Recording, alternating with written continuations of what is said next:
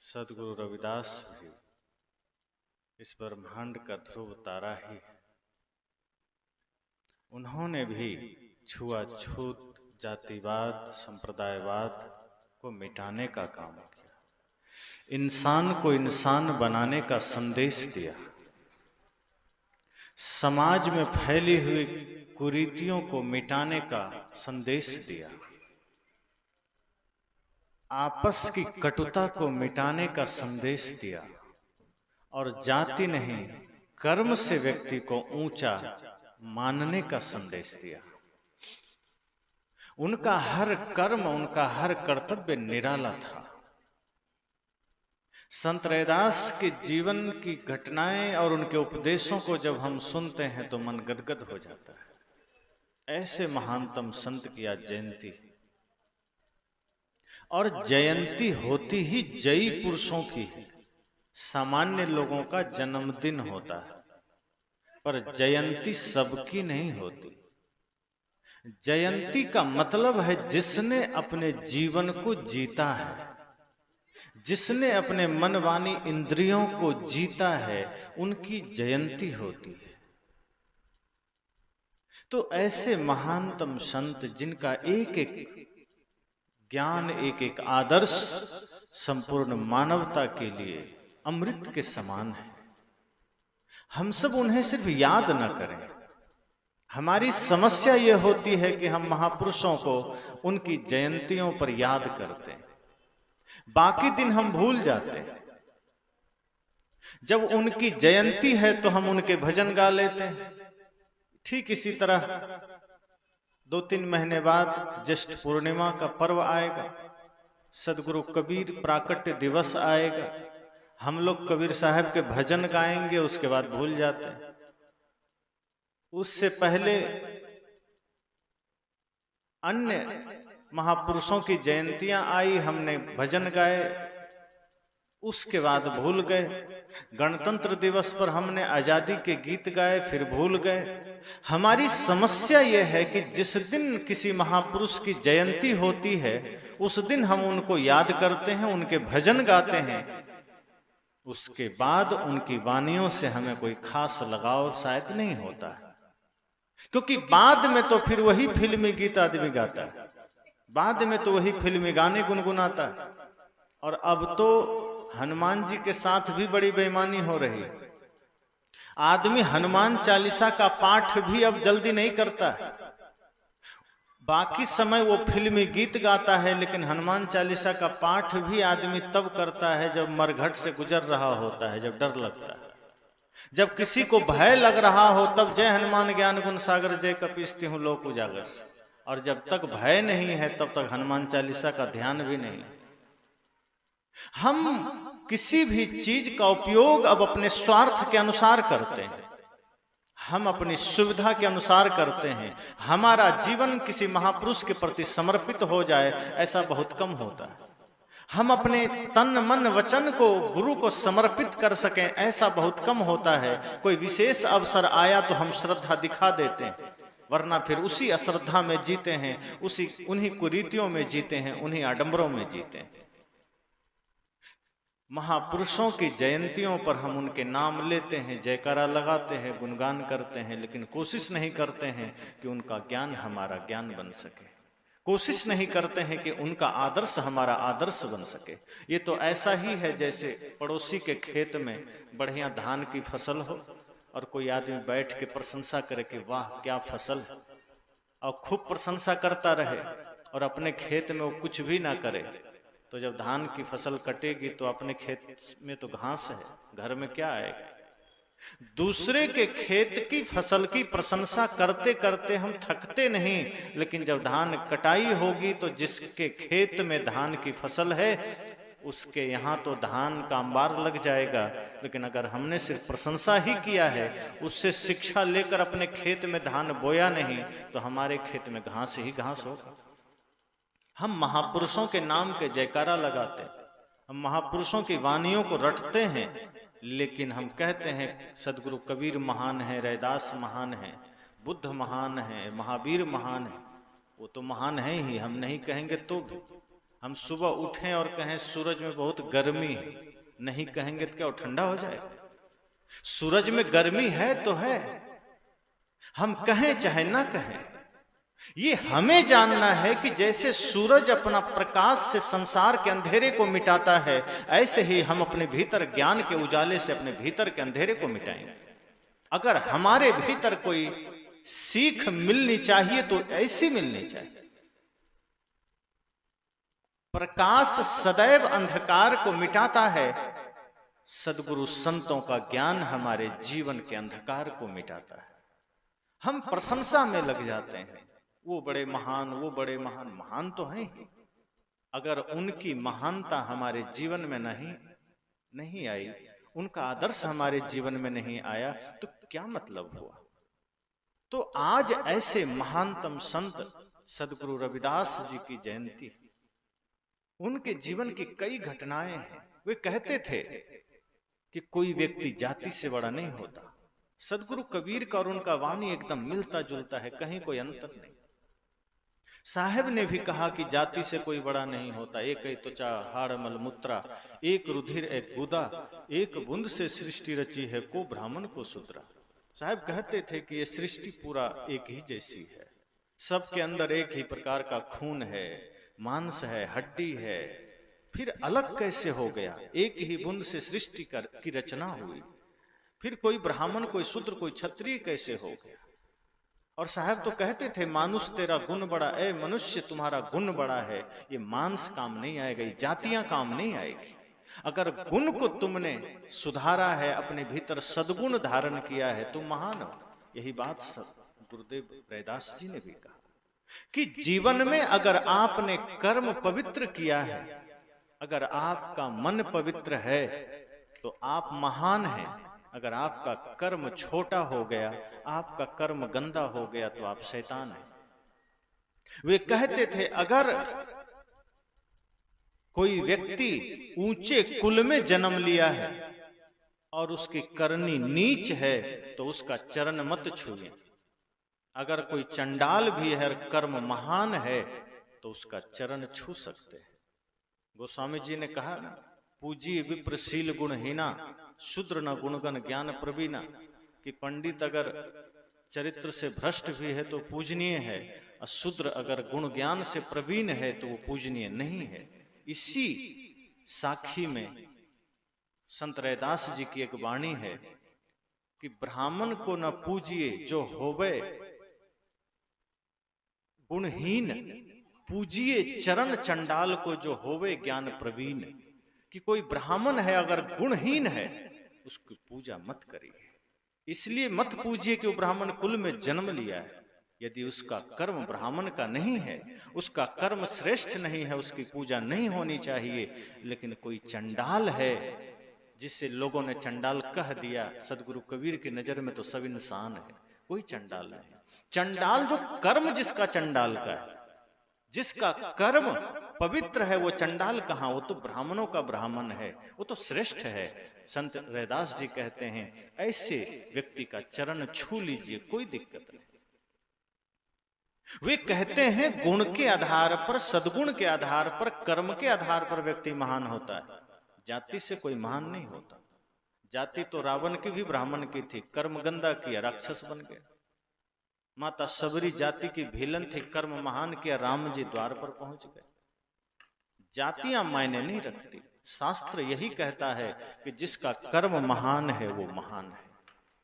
जातियां मायने नहीं रखती, और जिसका कर्म महान है, फिर वो जो कुछ भी करता है उसके लिए वही धर्म है, वही पूजा है। मंदिर ही जाएंगे तो पूजा होगी, फिर तो कर्म का क्या? मंदिर में ही पूजा होगी, तीर्थ में ही स्नान होगा, तो फिर मतलब क्या रहा? साहब ने कहा है, जो पे हृदय राम बसे मोरा, तो राम ही कहो कौन नहीं हो रहा। पंडितों ने कहा था कि जो काशी में मरेगा वो स्वर्ग जाएगा, मुक्ति पाएगा, और जो मगहर में मरेगा वो गधा बनेगा। तो सदगुरु कबीर क्या किए? अंत में मगहर चले गए। देखते हम कैसे बने। पंडितों का भ्रम तोड़ने के लिए, उनके आडंबर को काटने के लिए सदगुरु कबीर ने कहा हम मगहर ही जाएंगे। उन्होंने कहा कि यदि राम की भक्ति तुम्हारे हृदय में है तो तुम धरती के किसी कोने में प्राण त्यागोगे, स्वर्ग जाओगे, और यदि तुम्हारे हृदय में छल है, कपट है, चोरी है, लालच है, तो तुम काशी में क्या कहे, अयोध्या में क्या कहे, तुम साक्षात वैकुंठ जाके प्राण त्यागोगे, फिर भी नरक भोगोगे। जगह मायने नहीं रखता, आपका कर्म मायने रखता है। अगर आपका कर्म अच्छा है तो आप जहां जाएंगे वही मंदिर बन जाएगा। कोई आदमी मंदिर जाएगा तो पुजारी बनेगा, फिर बाहर जाएगा तो क्या बनेगा, भिखारी। अगर सच्चा ज्ञान हृदय में है तो आप जहां खड़े हैं वही मंदिर बन जाता है। अगर सच्चा भक्ति, सच्ची भक्ति आपके हृदय में है तो आप जिनकी भी माता पिता की पूजा करेंगे तो महादेव की पूजा हो जाती। लेकिन यदि मन ही गंदा है, मन में ही कचरा भरा है, तो आप कहीं चले जाइए, किसी धरती पर चले जाइए, किसी मंदिर, किसी तीर्थ में चले जाइए, किसी गुरुद्वारे में चले जाइए, वो पूजा नहीं होगा। संत रैदास जी जूता सिल रहे थे, सब जानते हैं घटना, कितना गजब का संदेश उन्होंने दिया। और कुछ पंडित जा रहे थे पूजा करने, उन्होंने देखा संत रैदास जी संध्या बेला है, जूता सिल रहे हैं। पंडितों ने कहा कि आप नहीं चलेंगे पूजा करने, आप भी चलिए। संत रैदास जी ने कहा, मैं तो पूजा कर रहा हूं, तुम जाओ, तुम कर लो। कहा ये कौन सी पूजा है? क्योंकि वो लोग ये समझते हैं कि जहां धूप दीप अगरबत्ती बेलपत्र हो वहीं पूजा होती। ये जूता सिलना कोई पूजा है? संत रैदास ने कहा, तुम मंदिर जाओगे, तुम बेलपत्र चढ़ाओगे, अगरबत्ती जलाओगे, जल चढ़ाओगे, हाथ जोड़ के प्रार्थना करोगे, लेकिन तुम बाहर निकलोगे तो मन में वही कपट लेकर आओगे, किसी की जेब काटोगे, किसी के साथ धोखा करोगे, किसी को गाली दोगे, तो तुम्हारी पूजा मंदिर के बाहर कहीं नहीं है। लेकिन मैं जो जूता सिल रहा हूं इतने भाव से, इतने पवित्र मन से, इतने समर्पण से, कि जो जूता मैं सिल रहा हूं ये इंसान रूपी भगवान के चरणों की सुरक्षा करेगा, और मेरी नजर में इससे बड़ी कोई पूजा नहीं। संत रैदास ने कहा, इसलिए जब मन चंगा हो तो ये कठोता गंगा बन जाता है, और मन गंदा हो तो क्या होगा? तीरथ गए 3 जन चित चंचल मन चोर, एको पाप न काटिया लादिन मन 10 और। अगर तीर्थ आप चले गए और मन गंदा है तो तीर्थ में जाने के बाद भी पाप नहीं कटेगा, और पाप लाद के आएंगे। और वैसे भी पाप मन का विकार है, शरीर पर कहीं चिपका है। गंगा में नहाने से शरीर का मैल तो धुल सकता है, लेकिन जो मैल मन में है वो कैसे धुलेगा? तीर्थ वही जो पाप ही तारा, और पाप वही जो मन मध्य विकारा। सच्चा तीर्थ वो है जो पाप से मुक्ति कर दे, और वो तीर्थ सत्संग है, इससे बड़ा तीर्थ कोई दूसरा नहीं है। सत्संग की गंगा में जब हम डुबकी लगाते हैं तो मन का मैल धुलता है, बाहर की गंगा में तन का मैल धुलता है। और हम तन को धो लेते हैं, बाहर सही कर लेते हैं, मन को नहीं धो पाते हैं। इसलिए अनूप जलोटा जी ने एक भजन गाया है, धोना था मन भूल गया तू, धोता रहा तन मल मल के,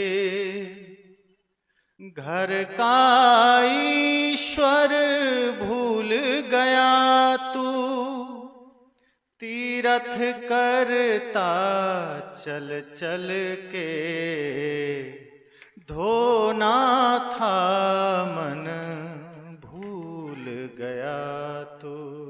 उन्होंने कहा मन को धोना था, भूल गया, तीरथ में दौड़े चले जा रहे हैं, तन को धोए चले जा रहे हैं, कपड़े साफ रख रहे हैं, तन को साफ रख रहे हैं, और मन गंदा है। संत रैदास जी ने कहा, अगर मन सब साफ हो गया तो तुम्हारे घर के कुएं का पानी भी गंगा से ज्यादा पवित्र बन जाएगा। अगर तुम्हारा मन निर्मल बन गया तो तुम्हारे टंकी का पानी भी निर्मल हो जाएगा, क्योंकि आपकी प्रवृत्ति, आपके मानसिक दशा पर आपके परिस्थितियां बनती है, आपका माहौल बनता है। सत्संगी आदमी सत्संग में जाने से सत्संगी नहीं होता, जहां वो होता है वहीं सत्संग हो जाता है। जो ज्ञानी आदमी है जहां है वहीं सत्संग हो जाएगा। जिसके अंदर सच में गुरु भक्ति है वो जहां रहेगा वहीं गुरु भक्ति हो जाएगी। प्रार्थना सिर्फ मंदिर में जाने से नहीं होती। साहब तो कहते हैं, अगर पवित्र मन से आपके मुख से कोई शब्द निकलता है तो आपके मुख से निकला हुआ हर शब्द प्रार्थना बन जाए। अब मंदिर में गए प्रार्थना की, अब बाहर निकले गाली दिए, इसी मुख से प्रार्थना, इसी मुख से गाली। साहब कहते हैं फिर कोई मतलब नहीं है। जिस मुख से तुम राम का नाम ले रहे हो, गुरु का नाम ले रहे हो, उसी मुख से अगर तुम गाली दे रहे हो, उसी मुख से तुम झूठ बोल रहे हो, तो ये पूजा किसी पाखंड से कम नहीं, फिर ये पूजा नहीं है। इसलिए संत रैदास जी ने कहा कि मन चंगा तो कठोते में गंगा।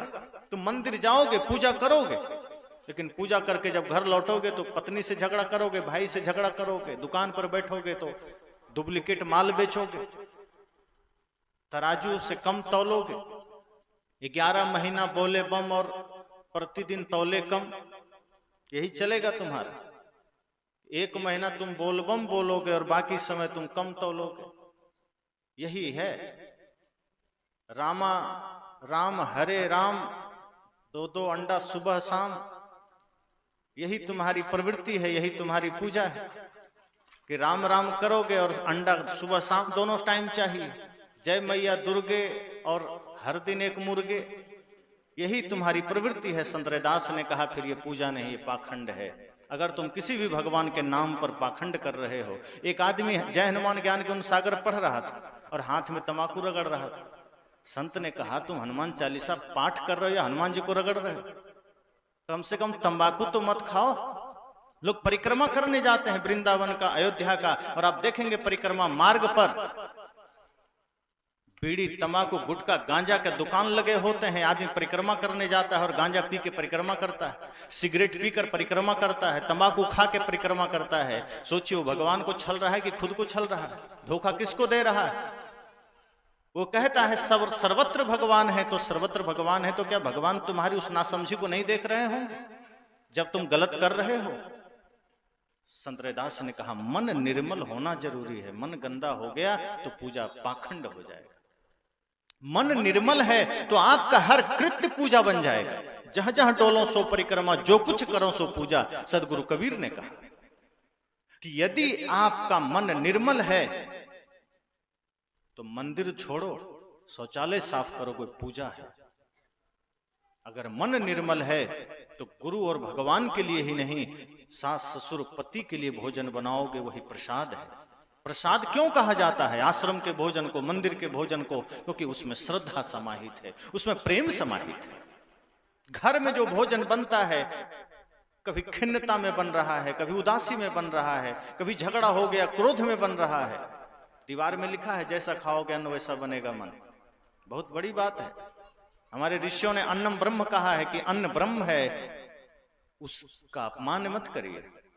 एक घटना में जो बराबर सुनाता हूं कि एक अन्न के वजह से आदमी का जीवन कैसे बदल जाता है। जब भीष्म पितामह को बाण लगा अर्जुन का और मृत्यु सैया पर लेटे हैं, बाण की सैया है नीचे, रात में द्रौपदी मिलने गई, प्रणाम किया, भीष्म पितामह ने आशीर्वाद दिया, सौभाग्यवती भवा। द्रौपदी गुस्से में थी, उसने कहा प्रणाम करने आ गई हूं पर आपके मुख से आशीर्वाद शोभा नहीं देते। भीष्म पितामह ने कहा स्वाभाविक है, तुम गुस्सा तो होगे। कहा गुस्सा, भयंकर गुस्सा है आपके लिए, क्योंकि आप जिस कुरुसभा में मौजूद थे, आपकी उपस्थिति में मेरा वस्त्र हरण हुआ था और आप चुपचाप बैठे थे। आप चाहते तो साक्षात यमराज का रास्ता रोक सकते थे। आपसे ज्यादा सामर्थ्य उस सभा में किसी के पास नहीं था, और आपके होते, आपकी आंखों के सामने जब मेरा चिरहरण हुआ तो आपने नजर उठा के प्रतिकार भी नहीं किया, इसलिए आपके मुख से आशीर्वाद शोभा नहीं देता। तब भीष्म पितामह ने बड़ी सुंदर बात कही। उसने कहा पुत्री तुम्हारा गुस्सा जायज है, मुझसे भूल हुई है, लेकिन इतना बता दूं कि जिस वक्त वो घटना घटी मैं दुर्योधन के पक्ष में खड़ा था और दुर्योधन के पाप का अन्न खाते खाते मेरा मन भी पापी बन गया था, इसलिए मैं धर्म का साथ न दे सका। लेकिन अब तुम्हारे पति अर्जुन के बाणों से मेरे शरीर में सारे विषाक्त और पाप के रक्त बह चुके हैं। अब मेरा मन निर्मल है, इसलिए निर्मल मन से आशीर्वाद दे रहा हूं। निर्मल मन भोजन से भी फर्क पड़ जाता है। अगर खिन्नता में आपने भोजन बनाया, वो भोजन जहर बन जाएगा, विष बन जाएगा। और यदि पवित्रता में बनाया, श्रद्धा में बनाया, आपका हर दिन का भोजन प्रसाद बन जाएगा।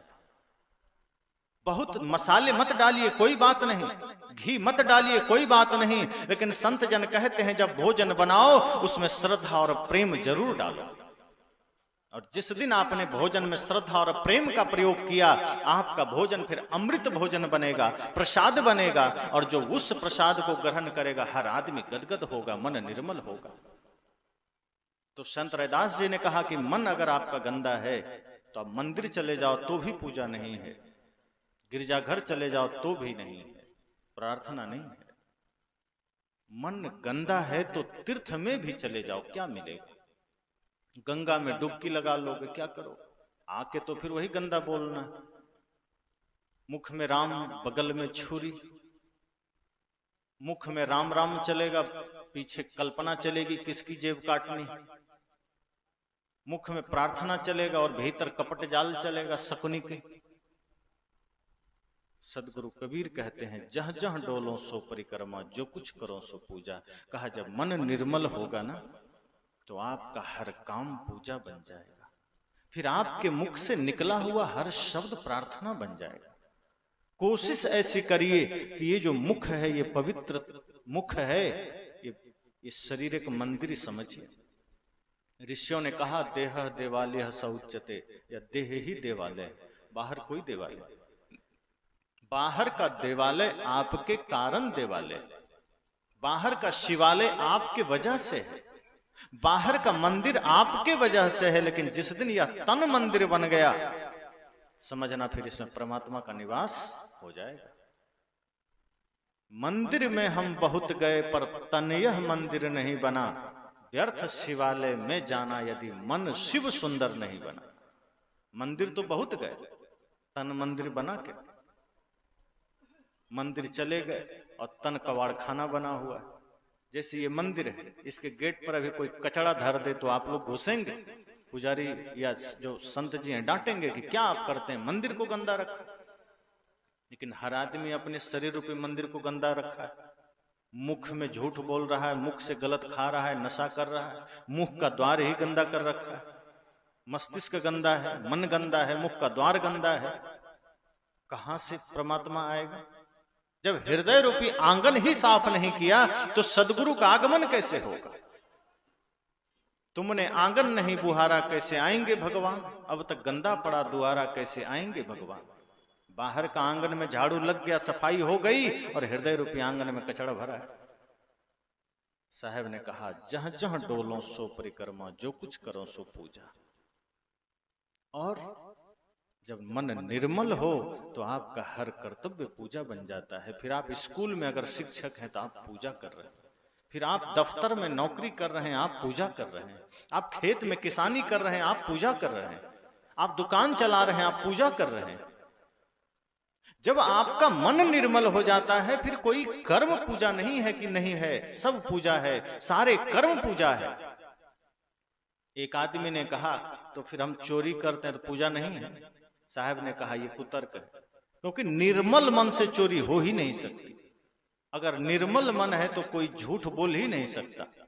चोरी करने के लिए मन का गंदा होना जरूरी है, झूठ बोलने के लिए मन का गंदा होना जरूरी है, गलत खाने के लिए मन का गंदा होना जरूरी है। साहब ने कहा कोई भी कर्म पूजा कैसे हो जाए? जो कर्म मन की निर्मलता में हो, जिस कर्म में मन निर्मल हो वही कर्म पूजा है। जिसमें मन गंदा है वो पूजा नहीं है। अगर हमने गंदे मन से भजन किया फिर वो भजन झूठा है। अगर हमने अपवित्र मन से गुरु का नाम लिया फिर वो नाम झूठा है, हमारा लेना झूठा है। इसलिए संत रैदास जी ने बड़े भाव से कहा कि तुम जो पूजा कर रहे हो वो पूजा तुम्हारा पाखंड बन जाता है, क्योंकि तुम आओगे फिर तुम जाति पाति फैलाओगे, फिर तुम लोगों को ठगोगे, फिर तुम वही मंदिर में जुआ खेलोगे, फिर तुम वही भगवान के नाम पर नशा करोगे। अब गजब की बात है, बहुत लोग अब भगवान के नाम पर बीड़ी बेचता है। अब कई जगह देखें गणेश बीड़ी मिल जाएगा आपको। अब गणेश जी बीड़ी शायद पिए होंगे, ये तो आश्चर्य की बात है। जो कभी बीड़ी जानते नहीं होंगे उनके नाम पर बीड़ी बेची जा रही है। गांजा शिव जी को चढ़ता है ऐसा लोग कहते हैं।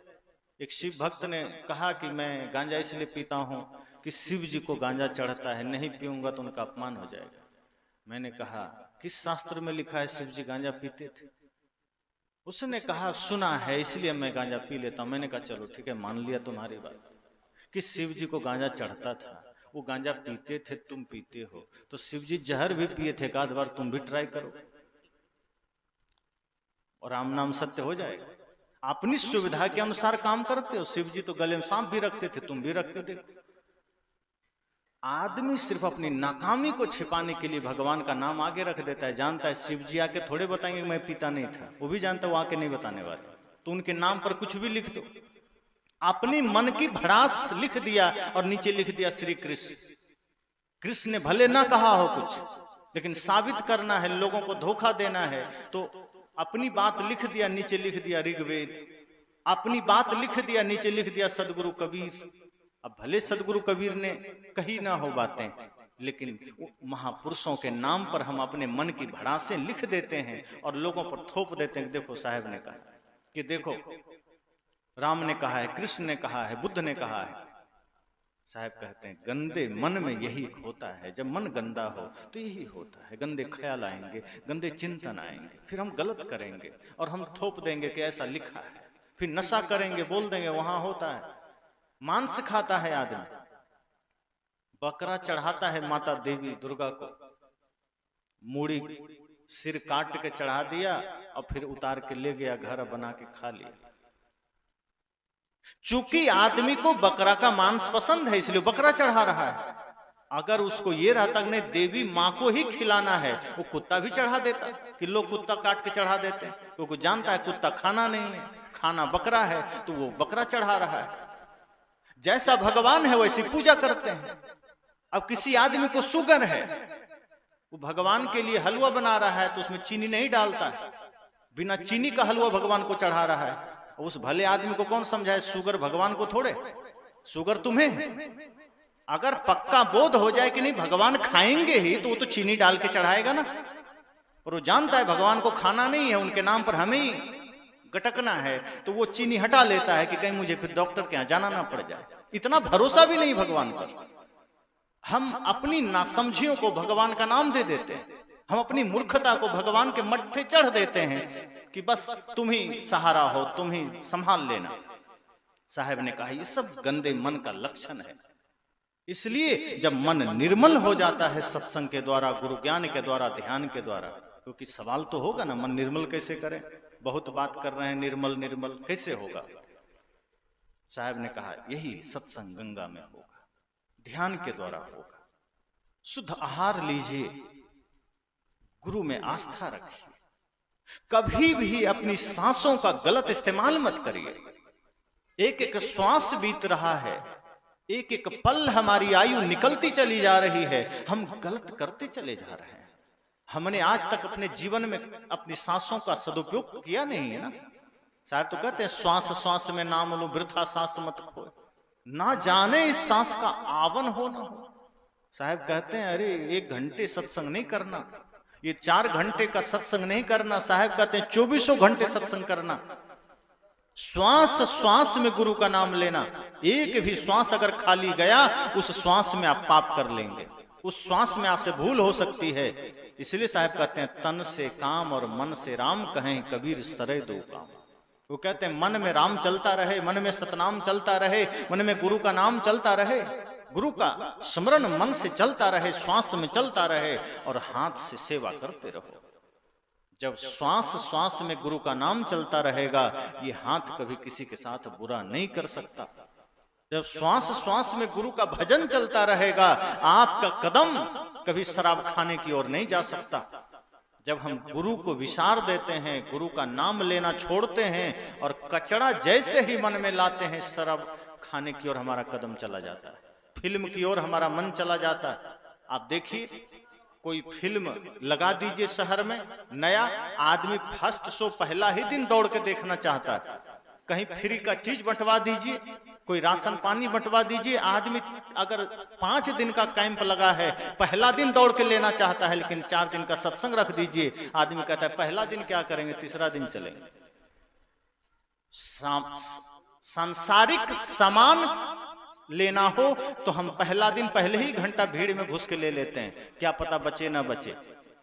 और सत्संग के लिए ये प्यास नहीं है, सत्संग के लिए वो ख्याल नहीं है, वो जिज्ञासा नहीं है। हम सोचते हैं तीसरे दिन चलेंगे, दूसरे दिन चलेंगे, आज क्या है, जैसे कि हम अपने जीवन का इंश्योरेंस करा रखे हैं कि कल तक कुछ होगा ही नहीं। साहब तो कहते हैं एक एक क्षण हमारा मृत्यु की ओर जा रहा है, एक एक पल हमारा मृत्यु की ओर जा रहा है, और हम इतने बेहोश हैं। सत्संग को साधारण मत समझिए, असली यही आपके जीवन को जीवंत बनाएगा। बाहर की चीजें आपके शरीर की व्यवस्था के लिए है, शरीर के संसाधन के लिए है, शरीर के सुख के लिए है, लेकिन शरीर नश्वर है, ये ध्यान बना रहे। जिस शरीर के लिए आप धन जोड़ रहे हैं, संसार जोड़ रहे हैं, वो शरीर यहीं रह जाना है, वो शरीर नहीं जाएगा। और जो जा सकता है उसके लिए हम कुछ करते नहीं है, जोड़ जोड़ के जमा कर रहे हैं। एक दिन मृत्यु आएगी, कहेगी चलो चल देंगे, सब पड़ा रह जाएगा। फिर आप अंधेरे में कहेंगे किसने मुझे लाकर यहां छोड़ा है। शमशान घाट में पड़े होंगे अकेले अंधेरे में, और आप कहेंगे किसने मुझे लाकर यहां छोड़ा है। वो मृत्यु कहेगी जिसके लिए तुमने जीवन भर धन को जोड़ा है, उन्हीं ने तुम्हें इस अंधेरे में छोड़ा है, कोई पड़ोसी नहीं लाया। इसलिए ये ध्यान बना रहे कि अगर शरीर मिला है, शरीर भक्ति के लिए मिला है, शरीर सेवा के लिए मिला है, शरीर गुरु भक्ति, गुरु सेवा, समाज सेवा, राष्ट्र सेवा के लिए मिला है। इसको व्यर्थ मत जाने दीजिए। जब गुरु की सेवा की बात आए तो हम कृपण हो जाते हैं, लेकिन अपने लिए दुनिया भर का काम करने लग जाते हैं। साहब कहते हैं अपने लिए तो सभी जिया करते हैं, औरों के लिए जियो तो और बात है। यूं तो एक ही पांव पर चला करते हैं लोग, अगर दूसरा भी साथ दे तो और बात है। अपने लिए तो सभी जीते हैं, अपने लिए तो सभी करते हैं, पर अपने लिए कर कर के क्या करोगे? शरीर तो राख होना है। जीवन में संकल्प लीजिए कि हमारी सांसें, हमारा धन, हमारा बल, हमारी विद्या समाज के काम आनी चाहिए, गुरु संत के काम आनी चाहिए, राष्ट्र के काम आनी चाहिए, निर्बल के काम आनी चाहिए। अगर आपका शरीर किसी निर्बल के काम ना आया, अगर आपकी सेवा किसी निर्बल को प्राप्त ना हुई, किसी गुरु संत को प्राप्त न हुई, तो समझना ये शरीर व्यर्थ चला गया और फिर ये जीवन आप हार गए। एक भजन में आप सुनते हैं, हर चीज तुम्हें लौटा दी है, वहां नहीं कुछ भार चले, पर दोष न देना ऐ लोगों, पर दोष न देना ऐ लोगों, देखो खाली हाथ चले, लो अपना जहां दुनिया वालों, हम इस दुनिया को छोड़ चले। जो रिश्ते नाते जोड़े थे, जो रिश्ते नाते जोड़े थे, वो रिश्ते नाते तोड़ चले, लो अपना जहां दुनिया वालों, हम इस दुनिया को छोड़ चले। अंत में क्या कहा? वह राह अकेले कटती है, वहां नहीं कोई साथ चले, उस पार न जाने क्या पाए, उस पार न जाने क्या पाए, इस पार तो सब कुछ हार चले, लो अपना जहां दुनिया वालों, हम इस दुनिया को छोड़ चले। संत ने कहा कि हर चीज तुम्हें लौटा दी है, सिकंदर गया सब लौटा दिया, लौटाना ही पड़ेगा, लौटाएगा क्या, छूट जाना। संत कहते हैं हर चीज तुम्हें लौटा दी है, वहां नहीं कुछ भार चले, कोई भार नहीं चलेगा, पर दोष न देना ऐ लोगों, देखो खाली हाथ चले। अगली पंक्ति में क्या है? वह राह अकेले कटती है। ये जो मृत्यु के बाद का सफर है, अकेला सफर, कोई साथ नहीं जाएगा। आप जिसके साथ 2400 घंटे रहते हैं, धन और मित्र के साथ, परिवार के साथ, वो धन क्या कहेगा? क्षमा करना, बैंक और तिजोरी से बाहर में आ ही नहीं सकता, तुम जाते हो तो जाओ, जब तक तुम थे तब तक मेरा मतलब था, उसके बाद कोई लेना देना नहीं। जिस धन के लिए आपने प्राण गंवाए, वो धन आपके आखिरी समय में इतना ही कहता है कि तुम्हें जाना है तो जाओ, मैं तिजोरी और बैंक से बाहर नहीं आ सकता, जाओ।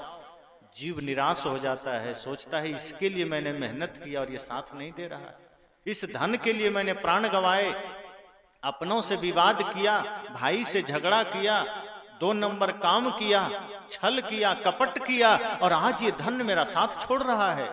तब आपको ध्यान आता है कि दूसरा मेरा ये परिवार है, ये साथ जाएगा। तब आप परिवार से कहते हैं कि तुम तो दोगे साथ, तुम तो चलोगे। तो आपका परिवार, आपका रिश्तेदार, आपका मित्र क्या कहता है? ठीक है चलेंगे, पर मरघट से आगे नहीं जा सकते, वहीं तक पहुंचा के चले आएंगे, कोई उपाय नहीं है, मरघट से आगे मैं जा ही नहीं सकता। तब जीव निराश हो जाता है कि धन तो घर से बाहर नहीं निकला, मित्र परिवार तो मरघट के आगे जाने को राजी नहीं है, अब क्या करें? क्योंकि जीवन में धर्म तो कमाया नहीं, और धर्म ही लास्ट में कहता है कि अगर मेरा साथ लिया होता तो तुम जन्म जन्म जहां भी होते मैं तुम्हारे साथ होता। धर्म कभी आपका साथ नहीं छोड़ता। गुरु का भजन, गुरु की भक्ति, गुरु की सेवा, ये कभी आपका साथ नहीं छोड़ते। जब आप इनको ग्रहण करते हैं तो दुनिया छोड़ दे, आप हर चीज से बेसहारा हो जाएं, लेकिन गुरु का ज्ञान ऐसा है जो कभी बेसहारा होने नहीं देता। दरबार में सच्चे सदगुरु के दुख दर्द मिटाए जाते हैं, दुनिया के सताए लोग यहाँ सीने से लगाए जाते हैं। इसीलिए जब यह भाव जगेगा कि समय थोड़ा है, मृत्यु के निकट जीवन जा रहा है, तो इसी सत्संग में मन निर्मल होगा। और जब मन निर्मल होगा तो पाप क्यों होगा? मन निर्मल होगा तो भाई से विवाद क्यों होगा? मन निर्मल होगा तो घर मंदिर ही तो बनेगा। फिर हर घर मंदिर होगा, हर जीवन मंदिर होगा। और जब घर मंदिर बन जाए तो मंदिर में फिर भगवान ही तो प्रकट होंगे, कोई शैतान क्यों प्रकट होगा? फिर आपके बच्चे जिन्हें आप सोचते हैं श्रवण कुमार बन जाए, और जो बनता तो मेघनाद है, श्रवण कुमार तो बनता नहीं, क्योंकि हमारा संस्कार ऐसा होता नहीं। इसलिए वो बचपना में आप उसको, मैंने कल कहा था कि शिक्षा दीक्षा संस्कार की कमी होती है, बच्चे श्रवण कुमार तो नहीं बन पाते, वो मेघनाद बन जाते हैं, लादेन बन जाते हैं, कसाब बन जाते हैं, और हम सजग नहीं होते। साहब ने कहा जब मन निर्मल होगा आपका घर मंदिर बनेगा, और जब घर मंदिर बनेगा तो श्रवण कुमार कौन कहे, साक्षात परमात्मा ही जन्म लेंगे, फिर आपको तार देंगे, फिर आपके जीवन में खुशियां आएगी, आपका जीवन सदा सदा के लिए अमरत्व को प्राप्त करेगा। इसलिए संत रैदास जी ने भी यही बात कही कि जब मन निर्मल होगा ना तो आपका कठौता में गंगा हो जाएगा, मन पवित्र होगा तो आपका घर का पानी भी अमृत हो जाएगा। लेकिन मन गंदा है, मन अपवित्र है, हम पूजा करें, हम प्रार्थना करें, हम शास्त्र पढ़ें, कोई मतलब नहीं। कर्म में परिवर्तन होना चाहिए, हमारा कर्म बदलता ही नहीं। हम सत्संग सुनते हैं, फिर घर में जाते हैं, वही हाल हो जाता है, वही झगड़े, वही लड़ाई। किसी ने कहा गुस्सा मान लिया, किसी ने कहा बुरा मान गए। क्रोध तो क्षण क्षण में आता है। किसी ने गाली दिया, हम सोचते हैं गाली दिया, हम कमजोर हैं, हम गोली देंगे। आदमी सोचता है किसी ने गाली दिया तो हम गाली नहीं, गोली ही देंगे। कोई हमको क्रोध कैसे कर देगा हम पर? हम कमजोर नहीं हैं। आदमी गाली का जवाब गाली से देने में वीरता समझता है। किसी ने आप पर गुस्सा किया, उस पर गुस्सा करना हम अपने आप में वीरता समझते हैं। साहब कहते हैं नहीं, वीरता ये नहीं है, बहादुरी ये नहीं है कि गाली का जवाब गाली से दे दो, कि ईंट का जवाब पत्थर से दे दो।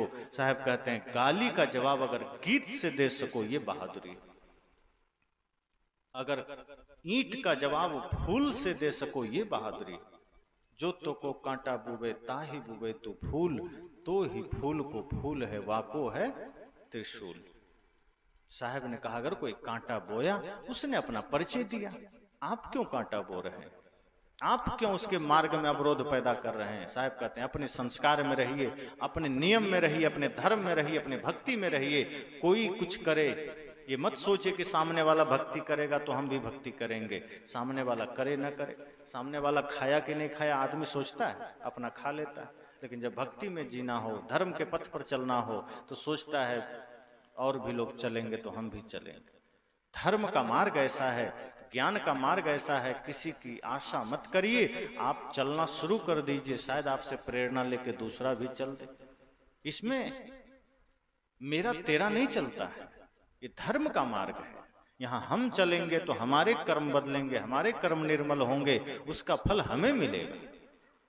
इसलिए अगर इस धर्म के मार्ग पर माता पिता चल रहे हैं और बच्चे सोच लें कि मम्मी पापा तो चल ही रहे हैं, हमारे चलने की क्या जरूरत है, तो नहीं, मम्मी पापा चल रहे हैं तो उनका पेट भरेगा, ये बेटे का नहीं भरेगा।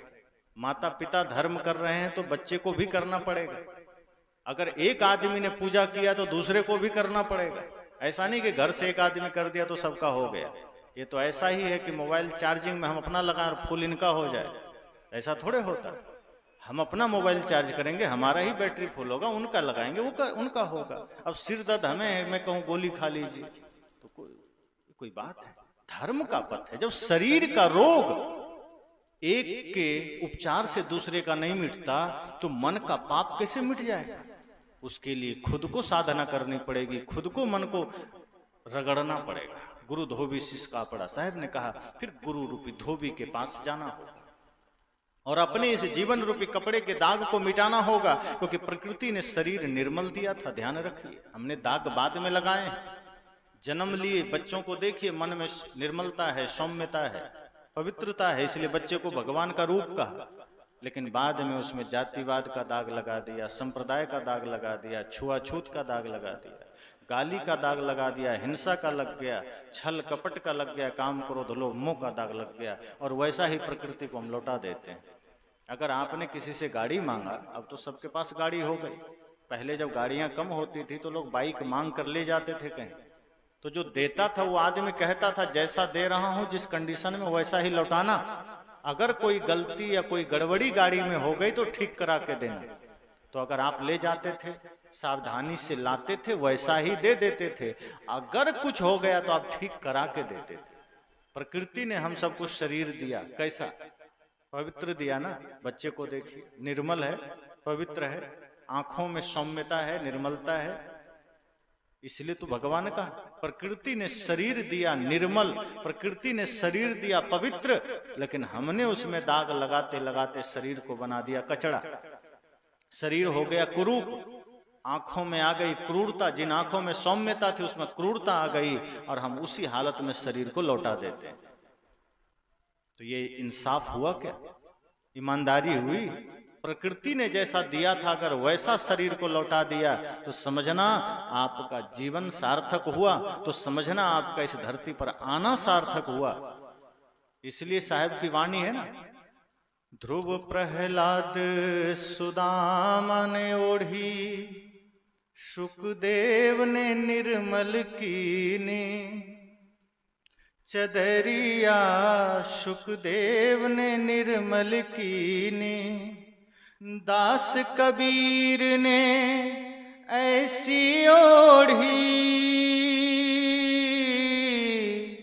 दास कबीर ने ऐसी ओढ़ी, ज्यों की त्यों धर दीनी चदरिया, झीनी रे झीनी के राम नाम रस भीनी चदरिया, झीनी रे झीनी।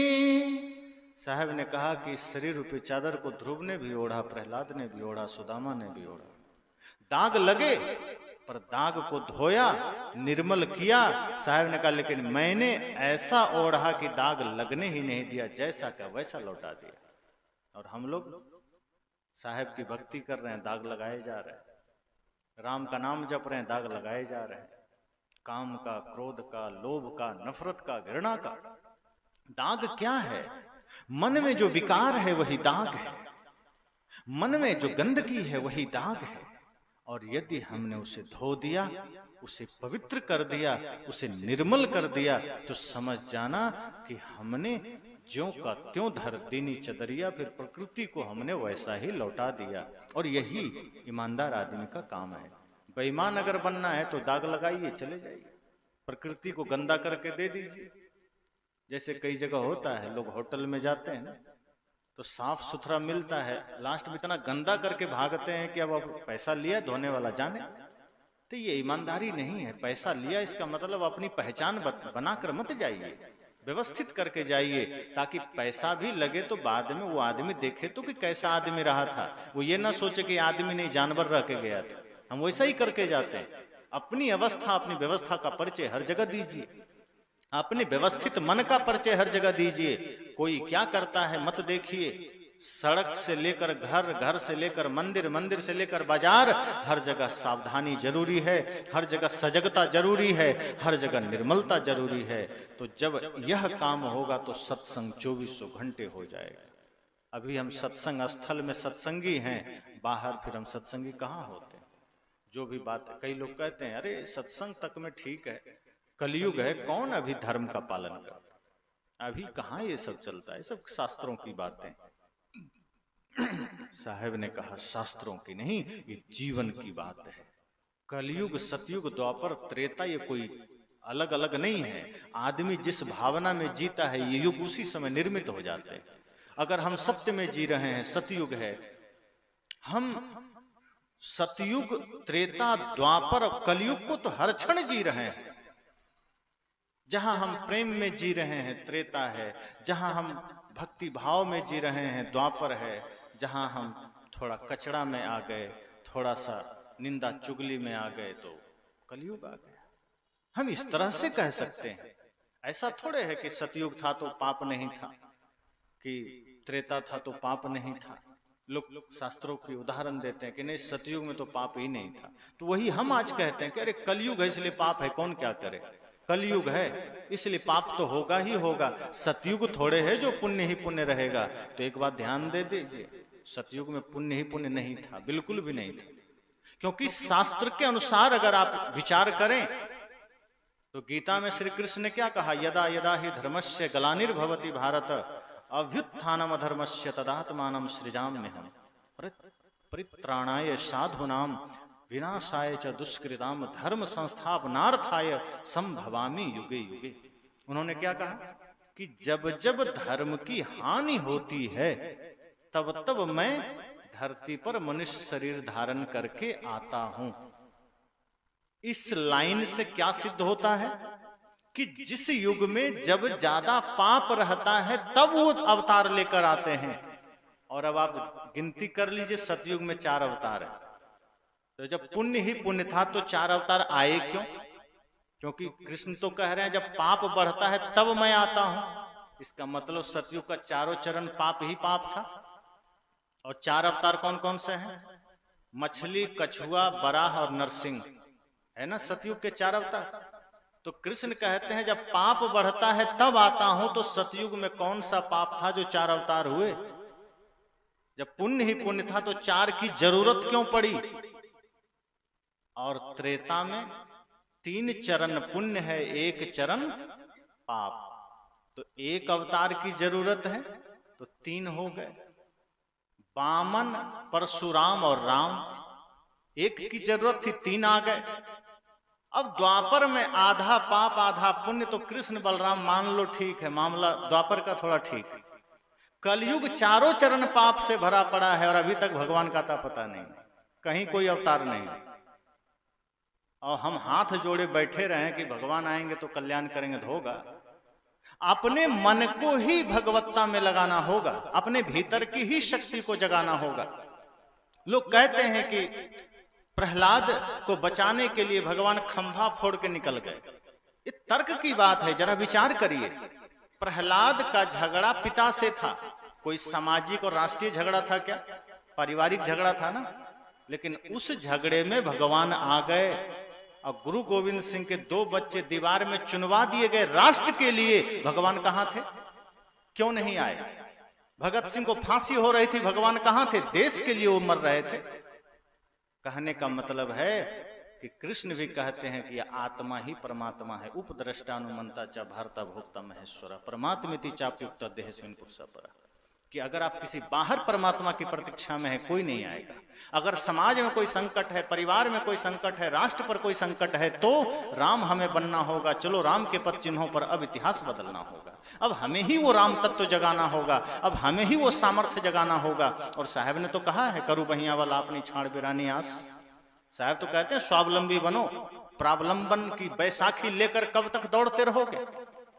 प्रावलंबन का डंडा पकड़कर कब तक चलते रहोगे? लंगड़ा मत बनो। साहब कहते हैं सामर्थ्यशाली बनो, अपने भीतर की शक्ति को जागृत करो। हो हुजूर ठाड़ कहता हूं, अब तय संहार संहार। साहब ने कहा तुम खुद स्वामी हो, तुम खुद अपने भीतर के शौर्य को जागृत करो और अपने आप को इस रूप में स्थापित करो कि तुम्हारे होते किसी माँ बहन बेटी पर कोई कुदृष्टि ना कर दे, तुम्हारे होते समाज पर कोई कलंक ना खड़ा कर दे, तुम्हारे होते कोई राष्ट्र की तरफ अपने कुदृष्टि ना कर दे।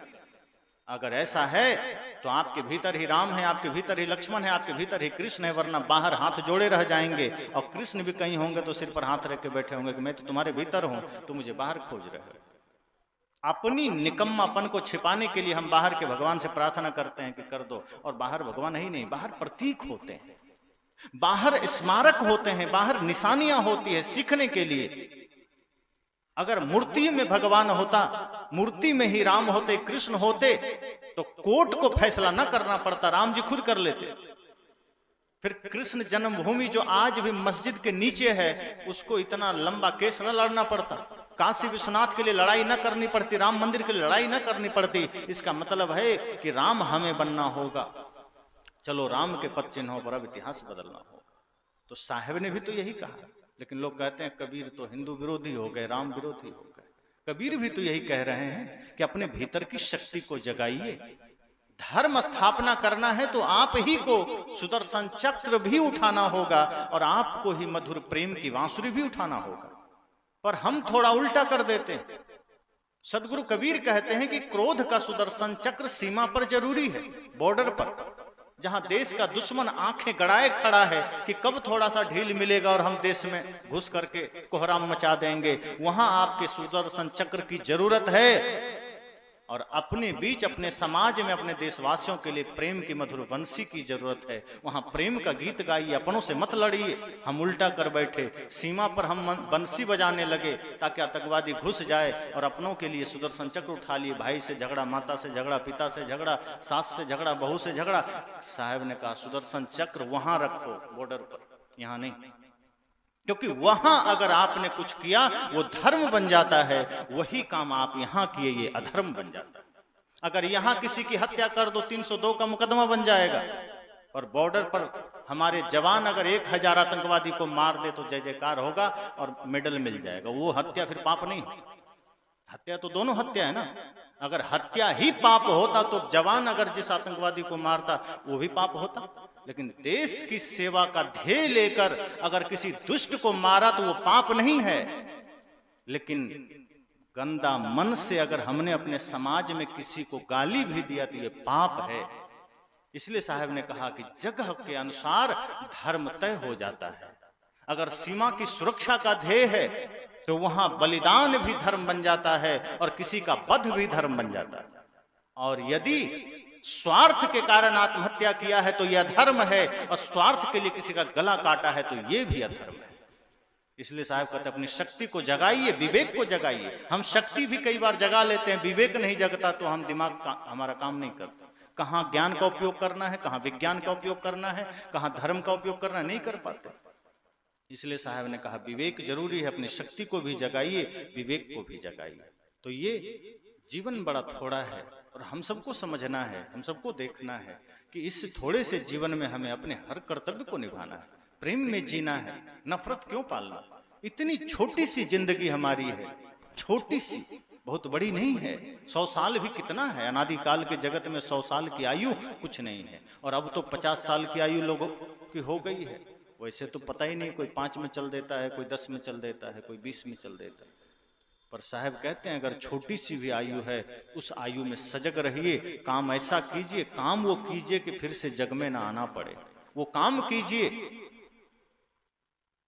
कि इस जीवन में, इस छोटी सी आयु में प्रेम का जीवन बिताइए। हमारे पास तो प्रेम में जीने के लिए ही समय कम है, हम पता नहीं नफरत के लिए समय कहां से निकाल लेते हैं। हमारे लिए भक्ति में चलने के लिए ही टाइम कम है। हम पता नहीं कहाँ पाप के लिए समय निकाल लेते हैं, छल के लिए समय निकाल लेते हैं, द्वेष के लिए समय निकाल लेते हैं। दो चार लोग जहां बैठेंगे दूसरे की निंदा चुगली शुरू हो जाती है। अपना आत्मचिंतन हम नहीं करते, अपने भीतर हम निहार कर नहीं देखते, आत्ममंथन नहीं करते कि हमारा मन गंदा है, हमारे मन में द्वेष है, हमारे मन में गंदगी है। हम ये नहीं देखते। हम देखते हैं फला आदमी कैसा है, उसका बेटा क्या किया, उसका पोता क्या किया, उसके मन में वो चोर है, वो चुहाड़ है, वो छली है, कपटी। हम दूसरे का पूरा लेखा जोखा रखते हैं। ऐसा मालूम पड़ता है किसी ने ड्यूटी दे दिया कि पड़ोसी का पूरा कुंडली रखो। जितना पड़ोसी आप खुद अपने बारे में नहीं जानता उतना उसका पड़ोसी जानता, उसके पास क्या क्या है।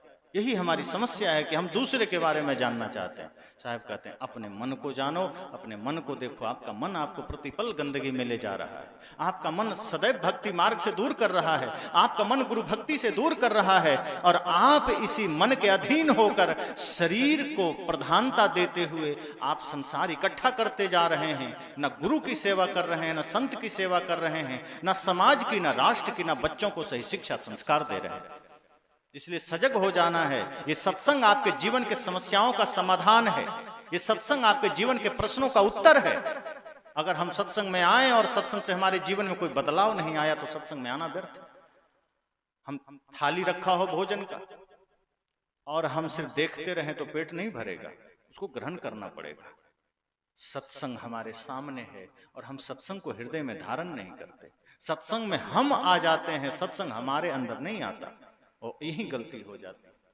सत्संग में हम समय समय से आते हैं तो जब जितना देर आते हैं उतना सत्संगी हो जाते हैं। लेकिन जिस दिन सत्संग हमारे अंदर आने लगेगा हम 24 घंटे सत्संगी हो जाएंगे। क्योंकि जब आपके भीतर सत्संग उतरेगा तो आप जहां रहेंगे वहीं सत्संग, और आप सत्संग में उतरेंगे तो जहां सत्संग है वहां आप हैं। सत्संग जहां नहीं है वहां आप सत्संगी नहीं है। यहां सत्संग है, आप आ गए, आप सत्संगी हो गए। और अगर सत्संग हृदय में नहीं उतरा तो घर जाएंगे तो सत्संगी नहीं रहेंगे। और जब घर गए सत्संगी नहीं है तो सास बहू में भारत पाकिस्तान वाला हालत तो बनेगा। जैसे तनाव बना रहता है ना बॉर्डर पर, कब उधर से बमबारी हो जाए, कभी इधर से हो जाए। सास बहू के यही तो झगड़े, कब उधर से बम, कभी इधर से गोली।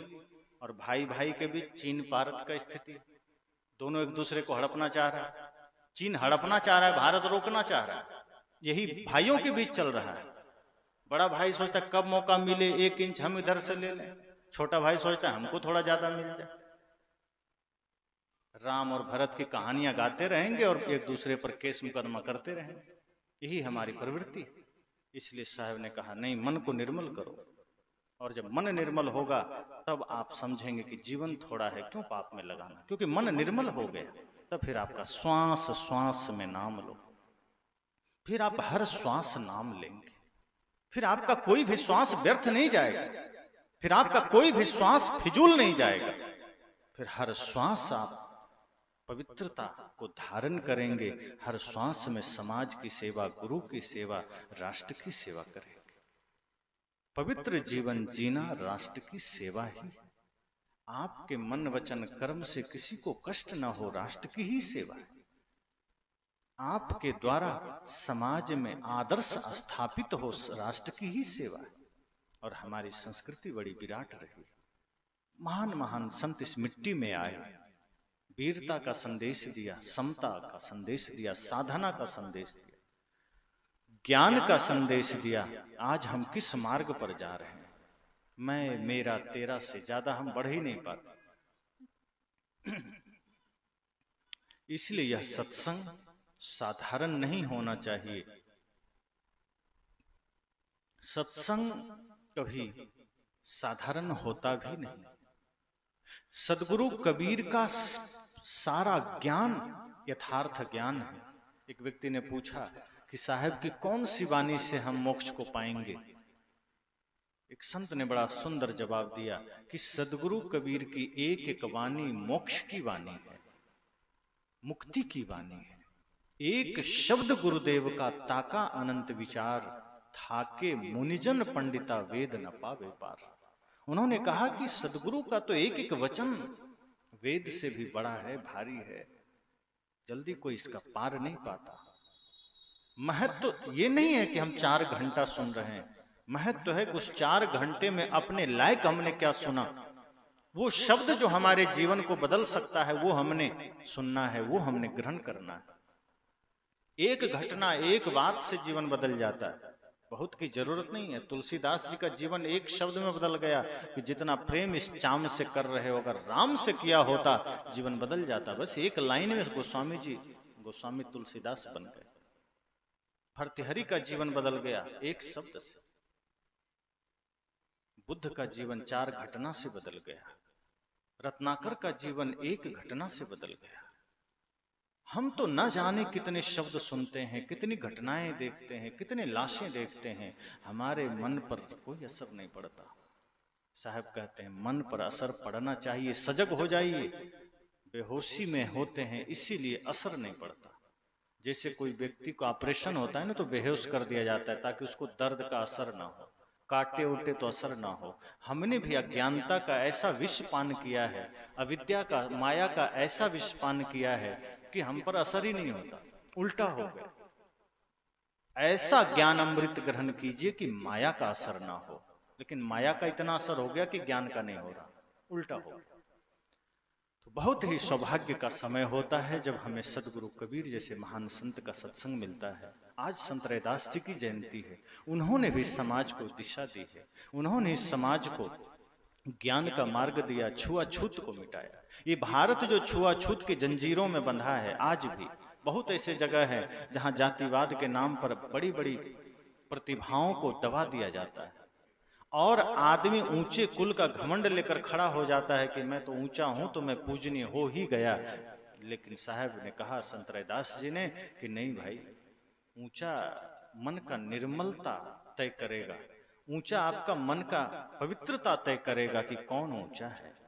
अगर समस्त सृष्टि के प्रति आपके हृदय में करुणा है, सभी इंसान के प्रति करुणा है, प्रेम है, तो आप ऊंचे हैं, किसी को कहने की जरूरत नहीं है। जिस व्यक्ति के जीवन में सद्गुण है उसको सर्टिफिकेट नहीं देना पड़ता, उसका कर्म पहचान बन जाता है। दलीलें तो झूठ को देनी पड़ती, सूरज को थोड़े कभी कहना पड़ता है। हीरा मुख से कब कहे लाख टका मेरा मोल, हीरा कभी कहता है कि मैं लाखों करोड़ों का हूं। और जो हीरे के नाम पर डुप्लीकेट शीशे बेचे जाते हैं उसके लिए विज्ञापन बनाया जाता है, उसके लिए विज्ञापन किया जाता है। सत्य के लिए, आपके मन की निर्मलता के लिए कोई प्रमाण की जरूरत नहीं है। आपका मन का निर्मलता खुद प्रमाण है। सूर्य का प्रकाश खुद प्रमाण है कि सूर्योदय हो चुका है, और क्या प्रमाण चाहिए।